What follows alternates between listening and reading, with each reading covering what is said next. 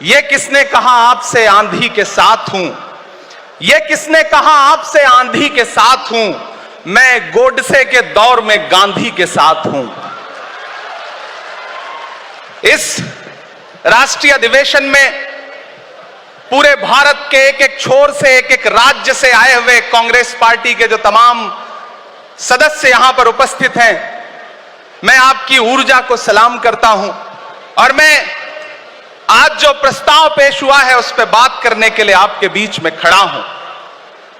एक ऐसा मुश्किल दौर है जब सत्ता में बैठे हुए सत्ताधीशों ने नफरत को अपना परमानेंट हथियार बना लिया हो। ऐसे समय में कांग्रेस पार्टी देश के हर कोने में जा करके मोहब्बत की बात कर रही है, प्यार की बात कर रही है और इस जो कार्यक्रम का नाम है वो न्याय पथ है।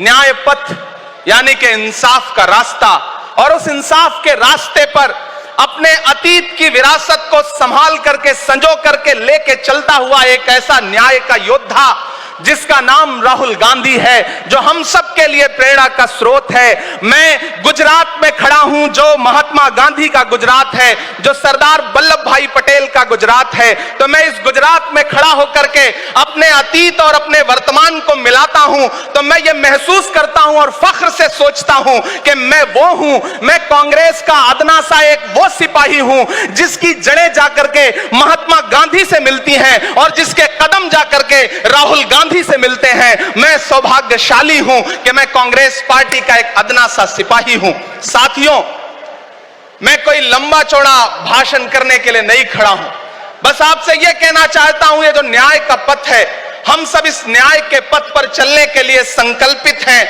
हमारा समर्पण इस न्याय के पथ के लिए है, हमारा संघर्ष इस न्याय के पथ के लिए है। मेरे भाई शशि थरूर जी बोल रहे थे, सचिन पायलट जी ने बोला, हमारी बहन गेनी बहन ने बोला, उसके बाद इमरान बोल रहा है। इन चार नामों में ही आप ये पाएंगे कि उत्तर से लेकर के, दक्षिण से लेकर के, गुजरात से लेकर उत्तर प्रदेश तक कांग्रेस यही तो है। कांग्रेस यही तो है, देश को समेटने और एकजुट करने का नाम कांग्रेस है। मुझे याद है कि जब कन्याकुमारी के साहिल पर खड़े होकर के, समंदर के साहिल पर खड़े होकर के हमारे नेता राहुल गांधी जी ने कहा था कि मैं 4000 किलोमीटर चलूंगा, एक नारा लगाऊंगा, नफरत छोड़ो भारत जोड़ो।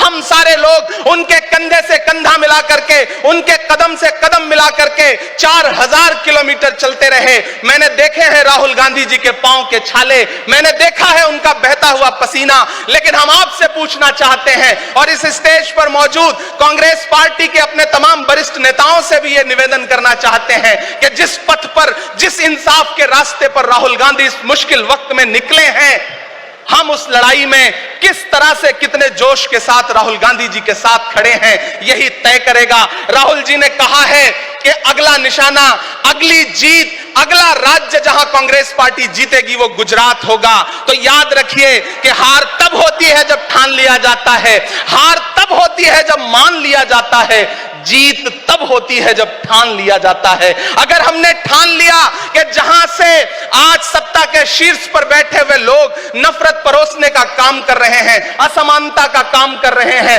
संस्थाओं को कुचलने का काम कर रहे हैं, उनके खिलाफ अगर हमने उन्हीं जड़ों में जाकर के मेहनत की हिम्मत दिखाई तो मुझे पूरा यकीन है कि जिस तरह अंग्रेजों के खिलाफ लड़ते हुए कांग्रेस पार्टी ने इस देश को स्वतंत्रता संग्राम के जरिए आजादी दिलाई थी, तो यह लड़ाई भी उस स्वतंत्रता संग्राम से कम नहीं है। उस लड़ाई का नेतृत्व महात्मा गांधी जी कर रहे थे, तो इस लड़ाई का नेतृत्व राहुल गांधी जी कर रहे हैं और हम सारे लोग राहुल गांधी जी के साथ खड़े हैं। हो सकता है कुछ लोग इस सफर में, इस मुश्किल सफर में छोड़ के चले गए हों, उन्हें नजरअंदाज करिए और एक नई पीढ़ी, एक नई ऊर्जा के साथ राहुल जी के साथ खड़ी हो। मैं तो कहना चाहता हूं कि कांटे गुल के साथ नहीं चल सकते हैं, बुज़दिल खुल के साथ नहीं चल सकते हैं, रास्ते में जो छोड़ गया उसे जाने दो, सब राहुल के साथ नहीं चल सकते हैं।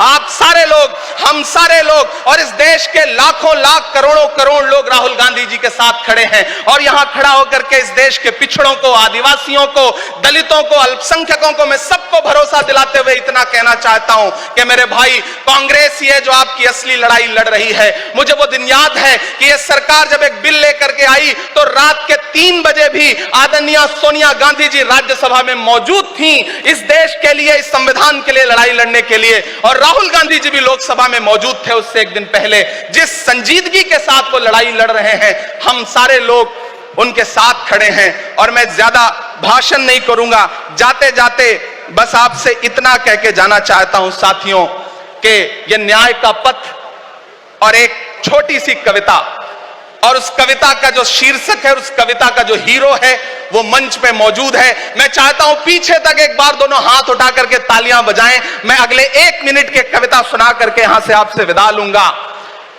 कन्याकुमारी से जो सफर शुरू हुआ था वो अहमदाबाद तक लगातार जारी है और आगे भी जारी रहेगा।